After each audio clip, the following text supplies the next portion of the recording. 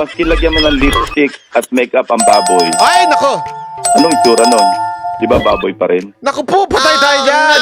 Pero panalo ho yung sinabi dito.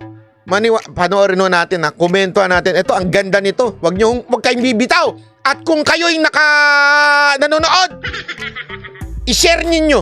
Maganda itong susunod dato. I-share ninyo. Maniwala kayo sa akin. Ang ganda ng sinabi ni Lacson dito. Maganda umaga po sa inyo, former Senator Pamphilo Ping Lacson. Good morning, sir. Magandang umaga sa'yo magandang umaga. Salamat sa inyo pong panahon, Senador. Sir, sa isang pahayag po, binanggit ninyo na wala namang illegal sa pagsulpot bigla ng isang item sa Bicameral Conference Committee. Wala mang illegal, pero tama ho ba yun?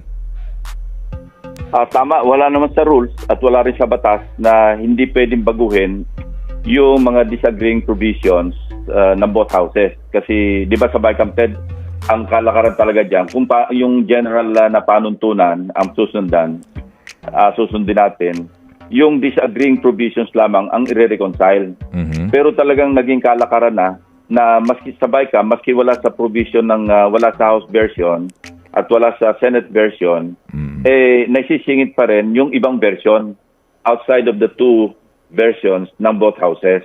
Oo nga So po. naging kalakaran nun. Parang in the course of time, inaccept na yon. Mhm. Kasi ang siguro ang parang parang sinusunod dito, meron namang mutual trust yung dalawang houses. Na ang pag-uusapan lang natin kung ano yung hindi natin napagkasunduan sa mga version natin. Mhm. So naging kalakaran na yan na matagal nang ginagawa yan, Ted. Opo, pero sir, kung sabi ho nga ninyo, dapat dito ay kumbaga to reconcile yung differences ng magkabilang bersyon.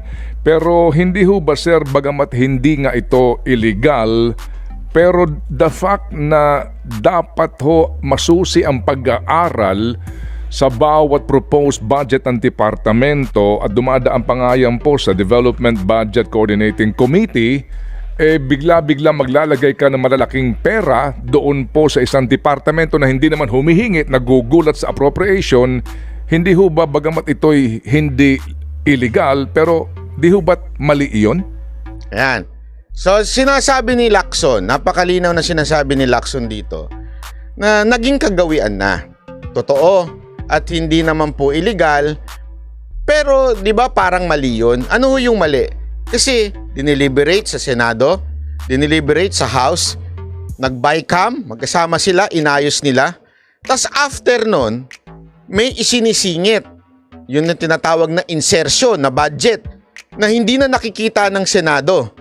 Or pinapass track, ika nga. Sabi nila, ni Lacson, naging kaugalian na yan. Okay? Although may konting problema. Ito yung sinasabi, kahit ba naging kaugalian yan, tama ba yan o mali? Okay? Ibig sabihin, legality-wise, hindi illegal. Pero ang tanong, tama ba o mali? Ito, ang sagot. Mali talaga, Ted. Hindi illegal kasi wala nagko-question sa Supreme Court. Kung mayroong magko-question sa practice na yan at magro-rule yung Supreme Court, maglalabas ng ruling na sasabihin hindi po pwede yan, magiging illegal yon dahil wala namang controversy na formal na inihain, dinulog sa Korte Suprema. Kaya hindi natin masasabing illegal kasi walang interpretation. Opo, pero So yun na nga. Hindi pa illegal kasi nga wala naman nagdedemanda sa o nagki-question sa Supreme Court. Okay? So ngayon pero mali yan. Maling practice ika nga. hindi man illegal, pero sa inyo bang turing mali yung gawin na ganon? Mali. Maling-mali talaga, Ted. Unang-una, yung bicameral conference ng budget, nag-iisang panukalang batas ito na ang Bicam hindi open sa publiko. Napaka-exclusive. Talaga sinasaran yung pinto, pinapalabas yung mga unauthorized, quote-unquote, unauthorized persons at ang naiiwanan Opo, naputol po tayo, Senador. Naiiwanan lamang ay? yun ang masama. Medyo na. Ang Ted, nung as early as 2009, nag-file ako ng bill na gawin transparent yung hindi lamang yung bayad. Opo. Senator, nagchachapi lang po tayo. Senator, I hope you don't mind. So, sa madaling salita, pagka dinideliberate, dapat public, di ba? Pero pag nag-bycam daw, pinalalabas lahat. Doon nangyayari yung magic. Kaya daw, nag-file si Senator Lacson ng batas na dapat transparent yun. So, doon pala nagkakaroon ng magican sa bycam. So, sa madaling salita, tinatarantado tayo ng mga mambabatas natin. Bakit ho? Kunwari, publicly dinideliberate sa harap ng Senate, sa harap ng Congress, pero pwede naman pala nilang baguhin. At doon sa pagbabago during the bycam, wala na hong mata. Anong ibig sabihin nun? Gaguhan. Tama, mali. Ganyan tayo winawalang niya nitong mga mambabatas natin. Ayusin lang po. Apo. Hello, Sen. Opo, hello, Sen. Napuputol lang po tayo, Senador. Ayusin lang natin yung linya, ha? Okay, pakiayos lang. Ito yung napaka-importante. Mga kapatid, ang ating pinag-uusapan dito, pambansang budget na kung saan nga po may mga isiningit, no, na malalaking halaga para po sa mga sinasabing programa. Billion yung pinag-uusapan dito, ha? Billion. O kaya po appropriations na wala pang programa pero meron ng inilaang pumalaking pondo. Balikan natin si Senador. Senator? Hello? Apo, Senator, doon tayo naputol, Sen. Sabi ho ninyo, sa Bicameral Conference Committee hearings, pinalalabas po ang lahat ng mga tao maliban sa mga senador at kongresista. Go ahead, sir. Yeah, as I was saying, hindi illegal kasi nga walang interpretasyon ng Korte Suprema kasi walang dumudulog para questionin yung ganong practice. Alam niyo kung ba't walang dumudulog? Lahat sila nakikinabang. Ganun lang kasimple. Kasi doon sa mga insertion, doon, mamaya papaliwanag niya, sa mga insertion, doon yung mga project na kinakana ng mga senador at saka congressman. Opo, yes sir. And then you mentioned na sa Bicameral Conference Committee hearings, Tapos sinulit ko ng... Opo, ito kaninyo ay exclusive lamang sa mga miyembro Sinulit ng... ko noong 2019, nag-file ako ng bill dito na gawing transparent yung hindi lamang yung bicameral conference ng budget, kung hindi yung buong proseso na magkaroon ng participation o presensya yung mga tinatawag na civil society organizations na accredited ng gobyerno mag-participate para hindi rin magulo. Pero wala rin naman nangyari doon sa panukalang batas, kaya ganyan pa rin ang nagiging kalakaran. Pinaka-secretive na bicameral conference ang budget, ang panukalang batas para sa budget. Kasi yung ibang mga bicameral conferences na mga simple o yung ordinaryo panukalang batas, pinapayagan namin yung mga yung media na mag-cover. Isipin niyo yan, ha? Doon pa lang there's something fishy na eh. Sa ibang bycam, like the bills, kasi ganun yan, binabycam yan eh. Ano ba ibig sabihin ng bycam? Magkasama, Senate and House. Sa ibang mga batas daw o yung mga bill na pinapasa, naayos na, merong Senate version, meron House version, magbabycam na sila. Allowed. Pag yung mga batas, allowed ang mga media. Pero pag nag-bycam na sa budget, hindi sila allowed. Bakit kanyo? Doon pa lang, alam mo nang may problema. Di ba? Doon pa lang, bakit nyo pinalabas? Anong meron? May tsuktsakan bang magaganap dyan? Oo, tsuktsakan ng budget. Totoo. Kinakana yung budget, binabanatan. Oh, sige, pasok natin to. Basta, ganito sa amin, ganito sa amin. Eto, hindi ho ito kwento-kwento, kwento ito ng isang senador. Gets nyo? Ito ho'y hindi nanggaling kung saan. Nanggaling ho ito sa isang senador. At tutol nga daw siya, kaya nga siya nag-file ng bill na dapat meron transparency during bycam deliberation ng budget. So baka kasi mag-question ni bakit walang ginawa si Lacson? Una-una, di po ako tagapagtanggol ni Lacson. Nagkataon lang, ito yung interview niya. At sinabi niyang, you can check it. Kung talaga bang nag-file siya ng resolution para maging transparent ang bycam budget. Sabi nito isa, kaya tama si PRRD, rotten. Nako po! Antay ka lang! Merong ginawa si PRRD dyan.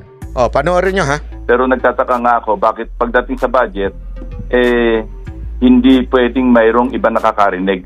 At walang minutes yan, Dad. Alam mo naman din yan. Walang minutes! Pambihira, oh. Wala. Talagang, ano to, kwentuhan? Tayo lang. Pag-usapan natin.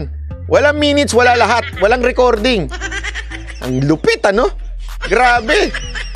Diyan binababoy. Tandaan ninyo ha, hindi nila pera yan. Pera natin. Tayo man nagbabayad ng tax. Yung mga hindi nagbabayad, huwag na kayo makialam. Yung mga nagbabayad ng tax. Lingkar na rin naman dyan. So ating pong ipagkadiinan sa mga hearing po ng Kongreso, both houses, laging meron yan transcript o minutes of the meeting. Pero po kapag bicameral conference committee on the budget, wala po itong minutes of the meeting. Grabe. Walang minutes of the meeting. At saka hindi lang yun, Ted, di ba, alam na rin naman natin, yung unang meeting, formal meeting ng bicameral conference, roll call, formalities, konting speeches, pagkatapos sasabihin, suspend, i-refer natin sa small group BICAM. Yun. Yung pag-aaral noong mga disagreeing provisions na mga versions. At pag sinabing small group BICAM, 2 tao lang yon. Yung Finance Committee Chairman ng Senate at saka yung Appropriations Committee Chairman ng House. Sino bang appropriation? Tadan! Sino? Walang iba kung hindi yung hari ng kontraktor. Kaya malupit talaga. Malupit ang sinabi ni Senador Villanueva. Humanga ako. Ito, walang biro ito. Dati medyo umaano ako doon eh. Pero this time humanga ako sa sinabi niya. Binuking niya. Sino ba ang pinakamaraming construction na kumpanya dyan? Walang iba kung hindi si Saldico. Sino siya? Appropriation. Chairman. Mantakin mo. Nakasalalay ang budget ng bansang Pilipinas sa finance ng Senate at dito sa kontraktor na si Zaldico. Anak ka ng wewe, oh.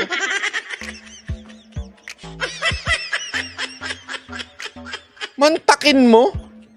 So sila magdi-decide na walang alam yung iba. Bahala na, oh. But ito, maganda ito. Pwedeng pagkaanuhan to.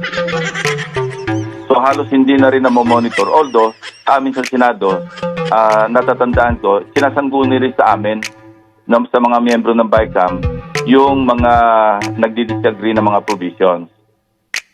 Nag-ugat itong 26.7 billion kasi nga hindi na malaya ng mga senador.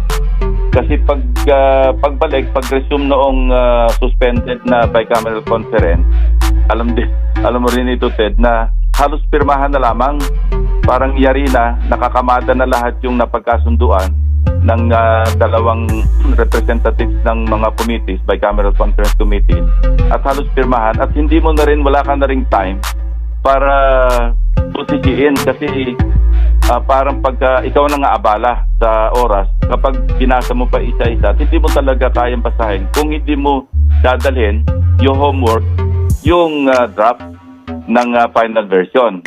Kasi nandun ka lang sa conference room at ikaw ang nakakaabala, meron naghahatid para pirmahan, para basahin mo pa yon, parang napaka-kontrabida mo. So, ang nangyayari, kanya-kanya pirmahan, kaya nga nagulat din yung mga senador, Senator Amy, na hindi nila alam na nakapirma pala sila.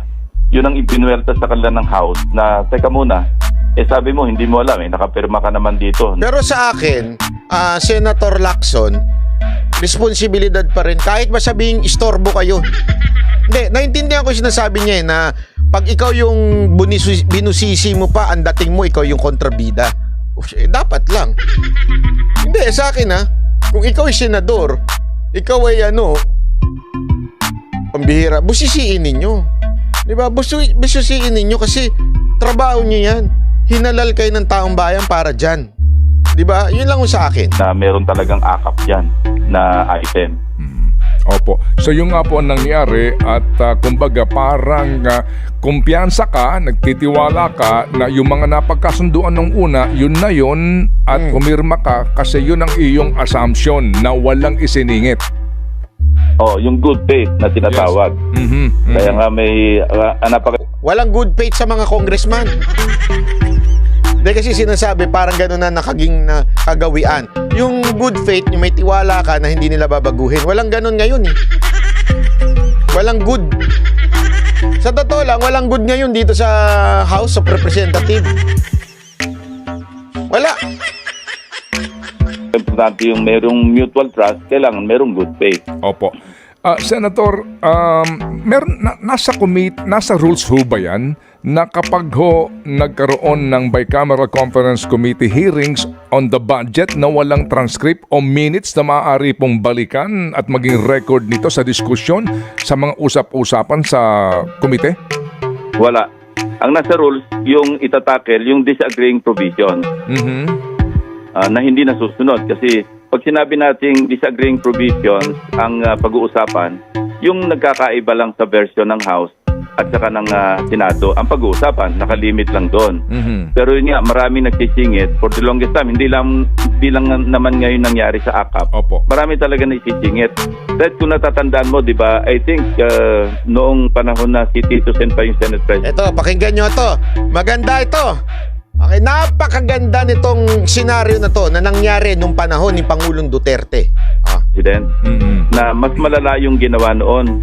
Kasi natuklasan namin, nag-ratify na yung House, tapos na yung bicameral conference, nag-ratify ang House ng kanilang version, na pareho sa Senate version, na niratify din ng Senado.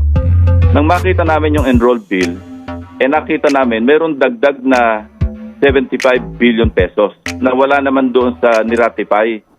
So nagpulong-pulong kami, kaming ilang mga senador, ang napagkasunduan namin sa advice ni Senator Franklin Drilon, kasi siya naman yung magaling na abogado sa aming grupo. So ang kanyang suggestion kay Senate President Tito Soto, ang i-qualify mo na lang yung pipirmahan, kasi kung hindi naman niya pipirmahan yung enrolled bill, magkakaroon ng reenacted budget. Panahon ito ni Pangulong Duterte at speaker naman noon si ex-President Arroyo. Kalinaw niyan ha. Na-ratify na. Pareho. Talagang ayos na lahat. Biglang nagsingit. Ngayon, ang sabi nga ni Drilon, daw dito kay Senate President, ang pirmahan mo yung ni-ratify lang natin. Huwag mong pirmahan yung may insertion. Ngayon, uulit yan. According to the law, uulit yan. Okay? So nagkaroon ngayon ng dilema. Kasi nagdagdag ng 75 billion nga ba yung sinabi? 75 billion mahigit, di ba? Na insertion ang ginawa nung panahon ni Gloria. Pakingge. Sa panahon ni Duterte to. Tingnan nyo kung anong ginawa ni Pangulong Duterte. So ang ganun nga ang ginawa ni Senate President Soto, na okay, pipirmahan ko itong enrolled bill pero merong qualification na ang pinipirmahan ko lang ay yung bahagi na niratify ng Senado. Ibig sabihin hindi niya pinirmahan yung kabila. Nung niratify namin at hindi yung buong enrolled bill. So nagkaroon ng kontrobersya, pinatawag kami ni Presidente Duterte noon at Ayan, nagkaroon ng problema. Pinatawag sila ni Pangulong Duterte, ang Senate, leadership at ang Congress. Leadership. Usap kung paano maayos.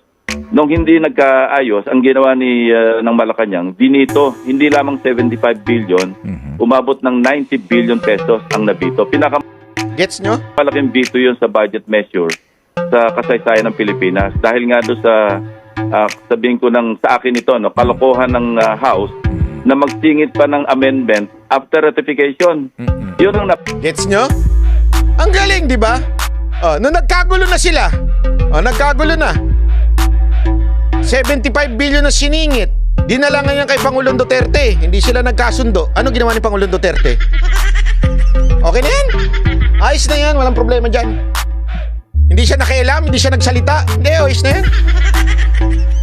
Si Gloria yan eh. Close ng anak ko yan eh. Ano sinabi niya? Veto. Ano sabihin ng veto? Sabihin, hindi niya inagrihan. At ang hindi niya pa nga naangrihan, 90 billion. 90 billion. Sabi nga ni Lacson, pinakamalaki sa kasaysayan ng Vinito. Ganon kalupit ang ating Pangulong Duterte. Di ba? Ibinasura.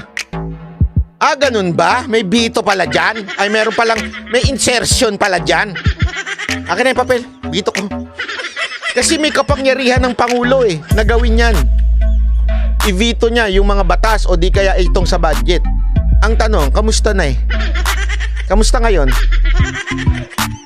Kamusta insertion ngayon? Riza Escroder, salamat po.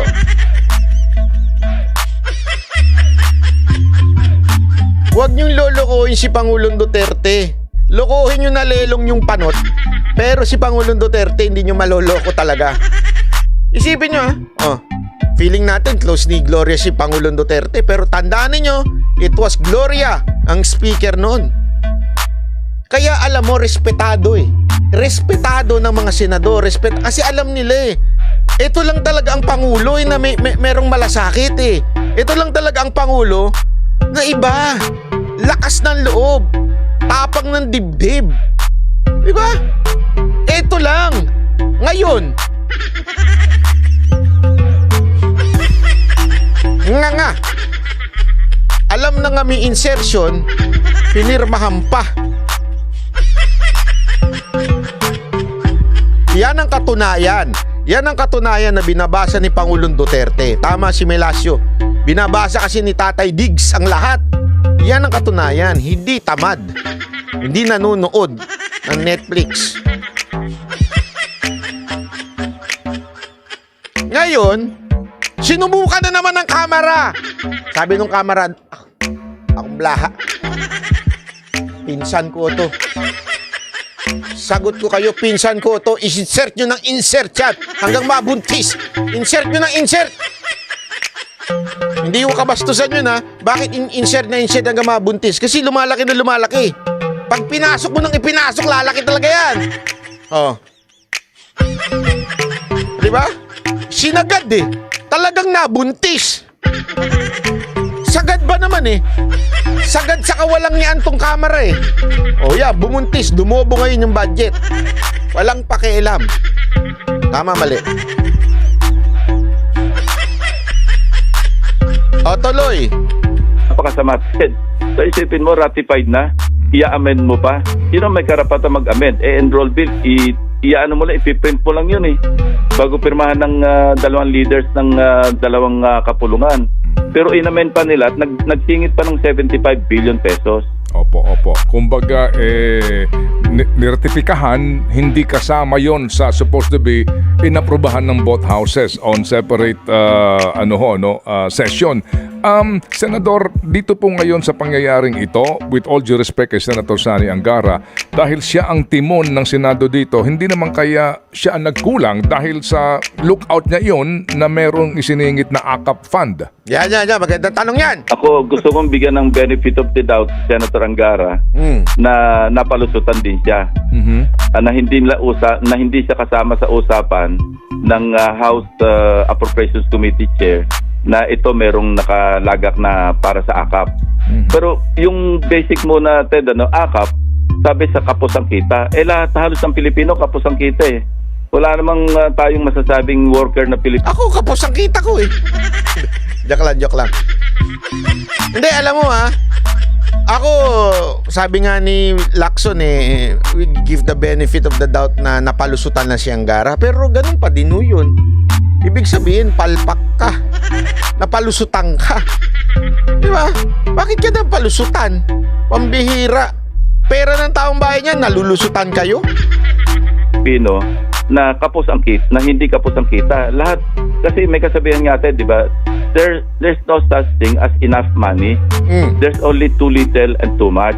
Naka po. Kaya kung tutusin, napakaraming Pilipino ang dapat magbenepisyo sa 26.7 billion. Ang tanong, kailangan pa ba yun? Meron na tayong AIC. Meron na tayong tupad. Meron pang bago ngayon lumabas yung MAIT, yung medical assistant. Tapos meron pa tayong 40. Napakalaki na rin ang ginugugol natin. Hindi naman masama na magbigay ng pondo para sa social services. Kasama na talaga yan sa bahagi ng part na yan talaga ng budget. Bukod sa infrastructure, yung tinatawag na personal services, meron ding social services. Talagang malaking bahagi yan ng ating national budget. Kaya lang, ba't magkikreate ka ngayon at sticky pa yung pagka-create? Kasi ang natanggap kong information dito, isiningit lang talaga ito parang hindi masyado makita do sa ilalim nung after nung quick response fund, no? Nagkaroon ng AKAP under the budget ng DSWD. At base na rin do sa napag-alaman natin, di ba, pare-pareho na hindi rin alam ng ahensya. Ibig sabihin, hindi nag-request yung DSWD na magkaroon ng AKAP. Yun ang malinaw dyan eh. Ibig sabihin, yung mismong budget ng AKAP, which is ang laki-laki, 26, di ba, billion, mahigit, hindi naman ni-request. So, ibig sabihin, it was really intended to be used by this congressmen natin. Gagamitin talaga nila para sa sarili nilang interest. Sa kanila nang galing eh. Ipinasok lang nila eh. Nangyari rin yan noon na Ted, yung DILG tinanong namin, kasi karamihan nung sa 75 billion, sa ALGO yata napunta dun sa assistance to local government unit.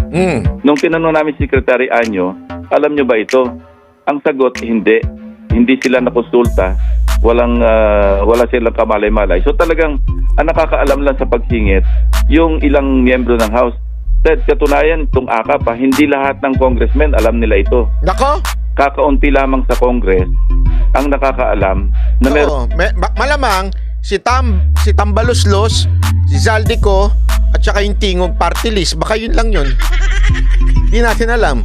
Di ba? Yan ang matindi dyan eh. Palang AKAP. Bakit? Doon tayo mapapaisip kasi alam naman natin kung sino lamang yung nakakaalam na merong palang item na ganun ang pwede mag-access. Kasi kung hindi mo alam na meron palang AKAP na item, paano mo i-access yun? Bulag ka. So, saan gagamitin yon? Yung 26.7 billion. Kaya nagkaroon ng usap-usapan. Ito ha, ang ganda ng explanation niya dito. Bakit isiningit at hindi alam ng iba na congressman? Kasi nga, isipin nyo kung hindi ito nabuking, lahat ng mga kongresista at senador, hindi nila alam. Kasi tapos na yung budget deliberation nung isiningit yung AKAP. Sino lang nakakaalam? Naku po. Walang iba kung hindi yung speaker. Sigurado tayo si speaker. Siyempre, yung si Zaldico. Sino pa? Yung asawa ni speaker. So, ibig sabihin, iilan lang ang nakakaalam na merong palang ganyang pondo. So, kung hindi alam ng ibang mga kongresista, hindi alam ng ibang mga senador na may ganyang pondo, anong dahilan? Gets nyo? Baka si Kimbo, yun, sinungrali. Hindi, kasi sila, hindi ko pa sure kung alam nila. Anyway, ang punto lang dito, yung dati, ito pa lang ang may nakakaalam. Ibig sabihin, kung ikaw lang ang may alam, ikaw lang ang pwedeng gumamit. Tama, mali.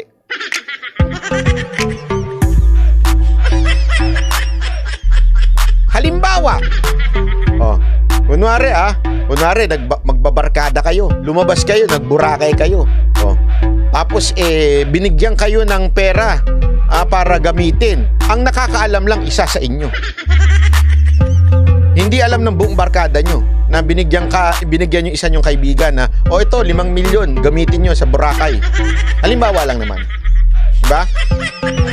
So ikaw na nakakaalam, ikaw lang yung bida-bida. Kain tayo. Sagot ko, akong bahala.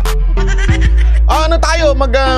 Island hopping tayo. Akong bahala. Sagot ko lahat yan. Yung mga kasama mo, hindi naman nila alam. So tuwan-tuwa sila. Bakit kaya ang galante nito? Grabe, ang galante talaga nga naman Hindi nila kasi alam. Kaya sila lang ang may alam. Sila lang ang nakakagamit. Saan nila gagamitin ito?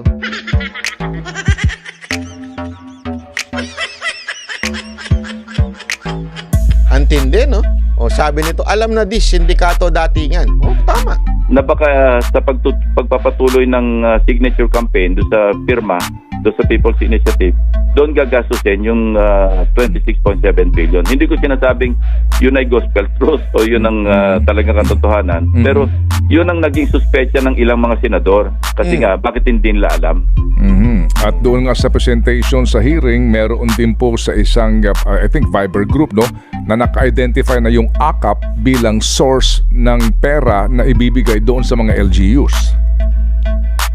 Ayun. Okay lang kung ibigay sa LGU na diretso sa beneficiaries. Although mali na nga yung ginamit na proseso, pero kung yung end game o yung end state magtatapos doon sa makikinabang yung mga kababayan nating talagang kapos ang kita, okay na rin. Pwede na rin sabihin natin pikitan ng mata. Opo. LGUs. Anyway, Senador, nabanggit nyo yung, sabi nga ho ninyo, no, hinala, nagdududa tuloy yung iba sa AKAP fund na ito. Pero siguro ho naman din sa inyong mga sources, sa ilang pong mga lokalidad, na ang iniaalok umano para din po sa pagtutulak ng pirma, pagpapapirma sa kanilang constituents ay mga government projects, no? Ang iba nga daw ho, umano, sinasabihan na kayo nang bahala mag-deliver ng pirma pero meron kayo matatanggap na alokasyon for infrastructure budget. Ngayon pong budget na ito, sir, na inaprubahan ng kasalukuyang Kongreso, nagsingit ng 176 billion para sa DPWH na hindi rin po hinihingi nila Secretary Manny Bonoan. Pati nga siya nagulat nung aming makapanayam, wala pa itong program of work. Ano ho yung say doon? Paano ma-implement kung walang program of work? Yun ang unang tanong. Ibig sabihin, may paggagamitan na iba. O kaya, ito na yung tinatawag nating post-enactment, yung post-legislation na implementation. Ibig sabihin, balik na naman tayo sa pork barrel. Yon! Gets ninyo? So, ibig sabihin, hindi din alam. Diba? Ni Secretary Bonoan daw. Ibig sabihin, talagang nag-i-insert sila. Gawain nila. Iba't ibang departamento, insert tayo. Tapos, ang dating nito, pork barrel. Bakit? Hawak ngayon to ng speaker eh. So kung sino yung, alam mo na, yun na. Ibang anyo. Alam mo, Ted, maski lagyan mo ng lipstick at makeup ang baboy. Ay, nako! Anong itsura nun? Di ba baboy pa rin? Naku po, patay tayo dyan!